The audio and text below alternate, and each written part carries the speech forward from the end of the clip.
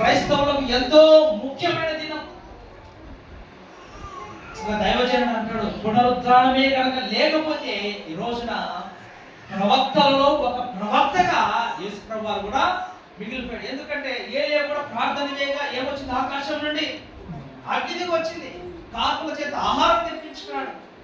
ఇదిగో అగ్నిగుణంలోకి వెళ్ళిన షడ్రక్ మేషక్ అబేద్నెగోలు సజీవంగానే తిరిగి వచ్చారు. అలాగనే యేసు ప్రభు వారు కూడా అద్భుతములు చేశాడు.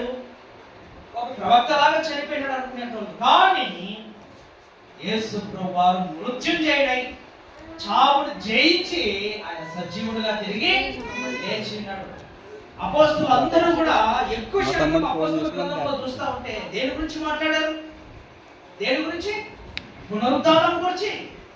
అపోస్తలుల కార్యం ఒకసారి చూద్దాం. అపోస్తలుల కార్యం 2వ అధ్యాయం 4వ వచనం. 2వ అధ్యాయం 4వ వచనం. మరణము ఆయనను బంధించి ఉండుట అసాధ్యము గనుక దేవుడు మరణమును తొలగించి ఆయనను లేపను. 31వ వచనం. ఇప్పుడు 31వ వచనం. క్రీస్తు పాతాళములో విడవబడలేదనియు ఆయన శరీరము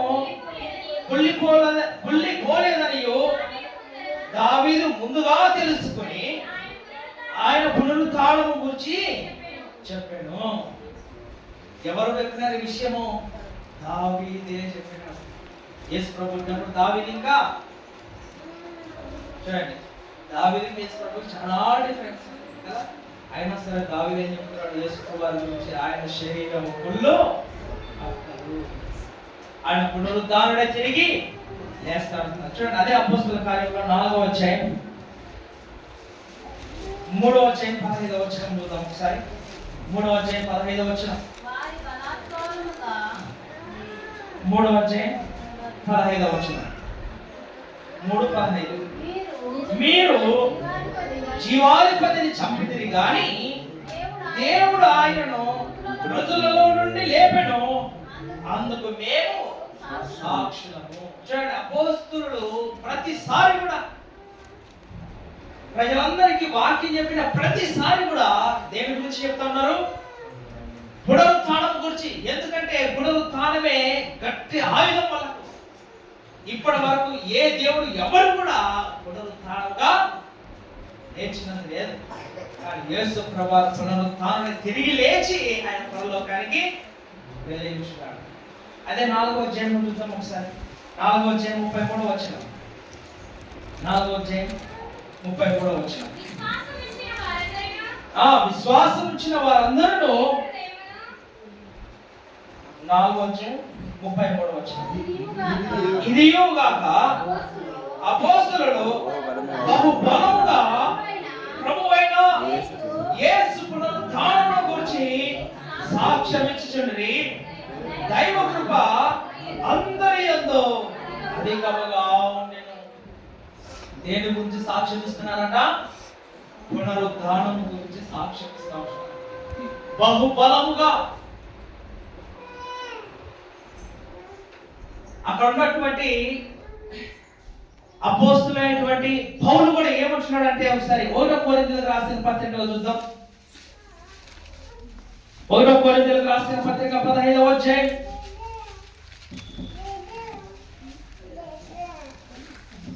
13 నుండి చదువుకుందాం ఒకసారి. అందరూ కూడా జాగ్రత్తగా వినండి. యేసు క్రీస్తు మృతులలో నుండి లేపబడి ఉన్నాడని ప్రకటింపబడుచుండగా మీలో కొందరు మృతుల పునరుత్థానము లేదని ఎట్లా చెప్పుచున్నారు?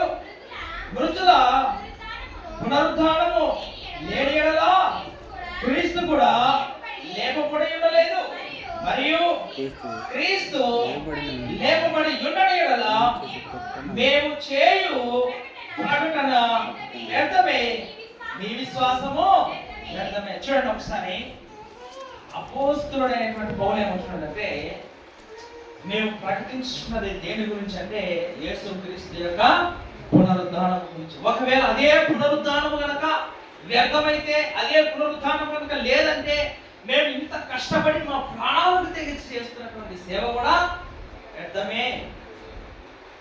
అప్పుడు మీరు నమ్మేటువంటి విశ్వాసం కూడా వ్యర్థమే.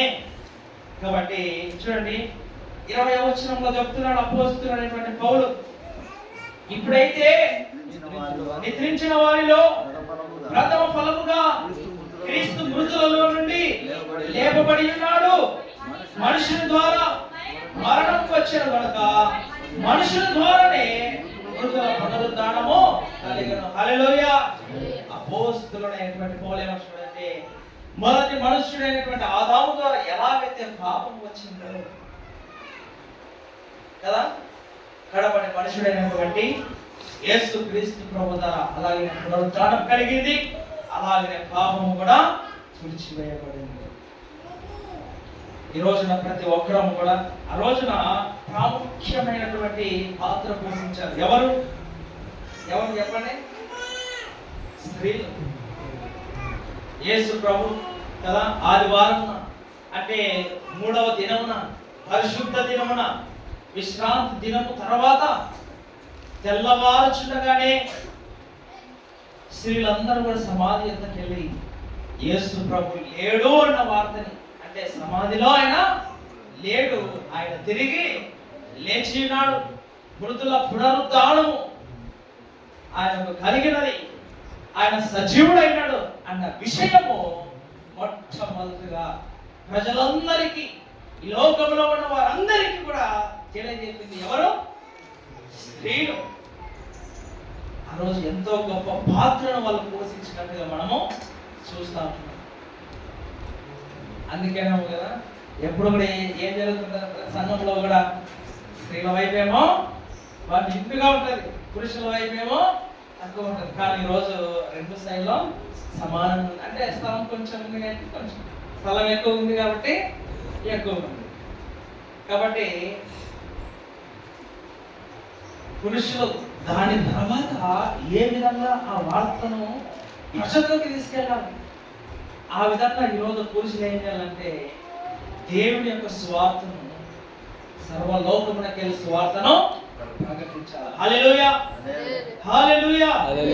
కాబట్టి ఈ యొక్క పునరుద్ధాన దినమున మనమందరం కూడా ఆయన మృత్యుంజయుడై తిరిగి లేచాడని కదా, ఆయన సజీవుడుగా లోకంలో 3వ దినమున తిరిగి లేపబడినాడని మనందరం కూడా దాన్ని ఏం చేయాలి? రోడిగా నమ్మాలి, ఖచ్చితంగా దాన్ని ఏం చేయాలి?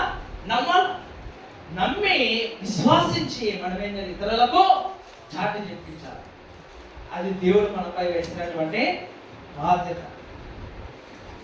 ఈస్టర్ దినము ప్రతి ఆదివారం చెప్పుకునే వాక్యమే కదా అనుకోవచ్చు, కానీ ప్రతి ఆదివారానికి మూల కారణం ఏ ఆదివారము?